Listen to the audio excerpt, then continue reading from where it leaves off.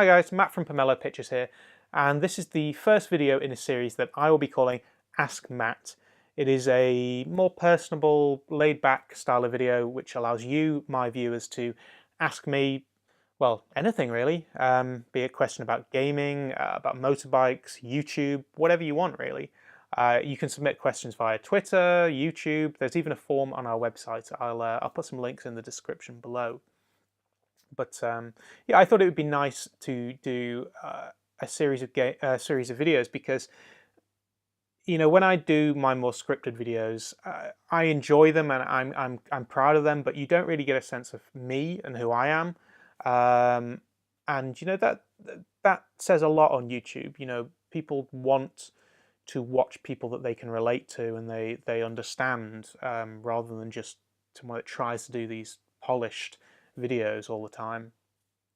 Not that I can say that all of my videos have been polished, but you know what I mean. So yeah, I kind of want to open it up, and I want to be part of the gaming community as well. I don't just want to make videos and put them out there and then that's it, nothing else. I kind of want to embed myself in not just the gaming community as well, but the motoring community as well. I've worked in both industries. I've worked in the motoring industry and the gaming industry, and I've been embedded in those communities for quite big companies, but I kind of want to be embedded as me for once.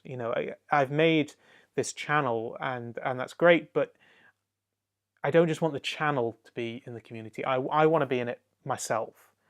So that's what this is all about, and yeah, I will be opening it up to you guys.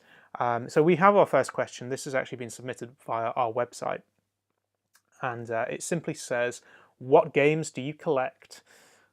Well, okay, where do we start with that? I guess I'll start by answering that by saying I don't always categorize myself as a collector. The reason I say that is because I watch a lot of collectors on YouTube, and they collect for a number of different reasons really. Some of them will collect for preservation's sake. Some of them will do it because they want to complete a collection of something. Some of them just want to own rare and expensive games. For me, I'm not really about having a big collection. I just want a good collection. And to the average person, you'd come into my studio or my game room, and I'd look like a game collector because I do have a lot of games, but generally speaking, I just buy the games that I like. So yeah, if you went through my shelves, you'd see a lot of games that I like, but then I guess you'd also see games that have been bought specifically for videos. So if they're like just 50p games that are not very good, but would make I feel it would make a funny video. There's quite a lot of those as well. But so by asking me what games do I collect, you're kind of just asking me what games do I like. I guess the console with which I kind of come close to collecting games for is the Game Boy. And again, it's not like I want a complete collection or anything. I mean, first of all, there was a lot of shovelware on the Game Boy, and I definitely can't afford that many games. I've got nowhere to put that many games as well. But when I do buy games, when I can, I try and get them complete in box. And I guess that is from a preservation point of view. Those games came in cardboard boxes, and those boxes, Nintendo never really intended for you to keep them. Same with the NES. The NES, they came in the game sleeves. In the Game Boy, at least earlier on, they came in those plastic protected boxes. And people would keep the manuals, but they'd very much just throw the boxes away. I mean, I did it as well. I tended to throw the boxes away all the time, and I regret it now because there's not that many of them about some of the time, and again, I won't just buy a game because it's rare. There are a lot of rare games that I want, things like Trip World, Shantae. There are things like unofficial versions of the Bible on the Game Boy and things, and I kind of want those, even though they are expensive games. With some things like Trip World and Shantae and Amazing Tater as well, I can't necessarily justify spending that much on a game. But if I could, it would be to preserve it more than anything. Because obviously, things like Shantae and Trip World you can get on the eShop on the 3DS. I don't need to own it. Amazing Tater, the only way to play it really is to get a ROM, but you can get a ROM and play it on an emulator. The only reason to own the game would be either because you want it because it's expensive, you either want it because you love it, or to preserve it. And for me, it was kind of somewhere between the final two. I don't care that it's expensive, apart from the fact that it would cost me a lot to buy it. But I would only really buy games that I love and that I want to preserve, because obviously, loving a game is not enough. I love a lot of games, but I can't necessarily afford them. But if I felt that having it in my studio and on my shelf, and me playing it occasionally, and keeping it safe was the best thing to do, I might be able to justify it in my head, but not always. So yeah, the question is kind of more, what games do I like? And I mean, there are gaming series like Kirby. Kirby's probably my favorite gaming character, and I guess I would want a complete Kirby collection, but not to say that I have a complete collection. It's just that I don't think there is a bad Kirby game. So I want all of them because I want to play all of them.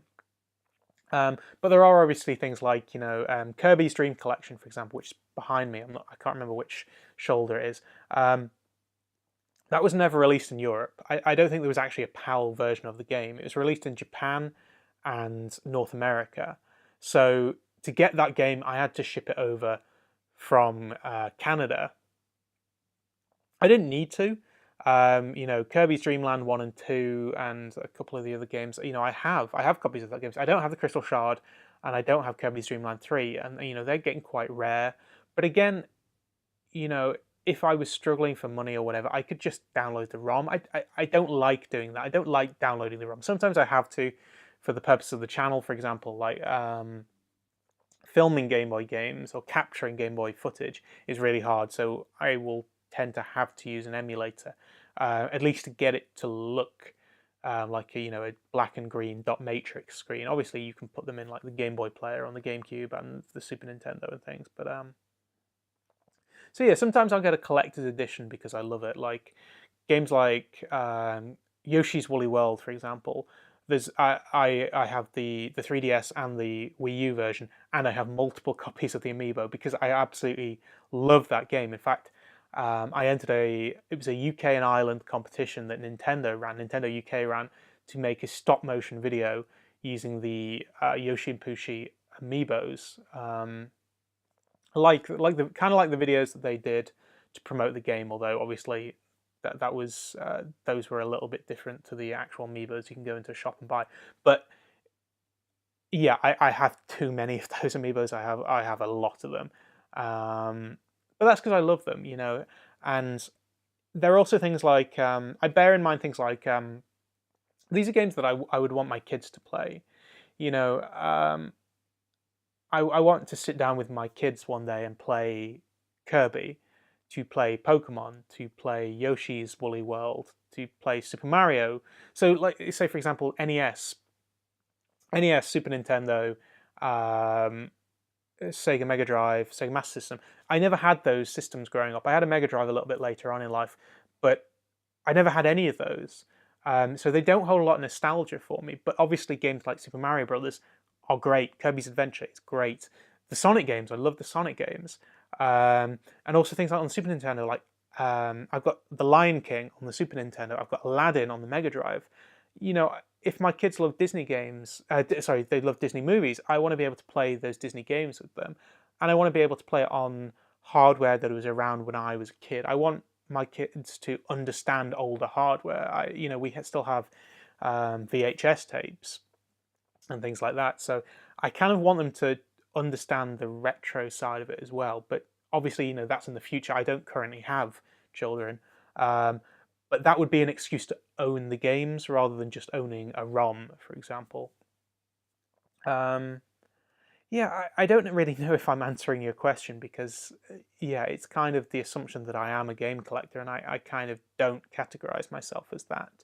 Um, but you know, at some point on my channel, I will probably do a studio tour. I mean, this room is a lot smaller than it kind of looks on camera, and there are a lot of games on these shelves that I want to do videos on in the future, and I kind of don't want to give that away yet. I would do um, a room tour after I've made some of those videos. Um, but yeah, I have a lot of games, but they're games that I love. They're not necessarily a collection. You can call it a collection if you want, but from watching things like John Hancock and Metal Jesus and YouTubers like that, I'm far and away from a collector. Um, I have I have the games. I have a lot of games, and I tend to get box complete, but they're all games that I love. You know, it's not. I don't want a full collection of the N64 or for anything. I don't want a complete collection of anything really. So yeah, I guess it doesn't really answer your question much, but yeah, to give you a better idea, I will do a room tour at some point. But thank you for your question anyway. And as I say, if you guys have any questions for me, be it on anything, it doesn't have to be about games. We are in my studio with a load of games behind me, but it can be about motorbikes, it can be about Formula One. I have worked in these industries before, and I have a lot of knowledge that I don't necessarily tend to use in my current job, because obviously I have a full-time job away from doing YouTube stuff, and it's nice to be able to jump back into those worlds. So as I say, you can submit questions via Twitter. I will put a link to my Twitter page in the description below. You can just comment in YouTube as well. There is a form submission on our website, which I will also link below. And also, if you are a Patreon supporter, I know I don't have many Patreon supporters at the moment, but it's early days. If you're a Patreon supporter, we will be doing some Patreon-specific Q&As and also maybe some live Q&As through some Google Hangouts as well. But I will thank you for your question, and I will see you guys soon. Watching this back, I can actually hear the nerves in my voice, but it's surprisingly hard when you don't write a script and you just talk. If you like this video, please make sure to hit that subscribe button, and as I said, feel free to submit your questions for future Ask Matt episodes. My channel is ad-free, and I'll be doing some more Q&As and extra content for my Patreon supporters. You can find our profile linked below, and every bit of support goes towards making more and better content.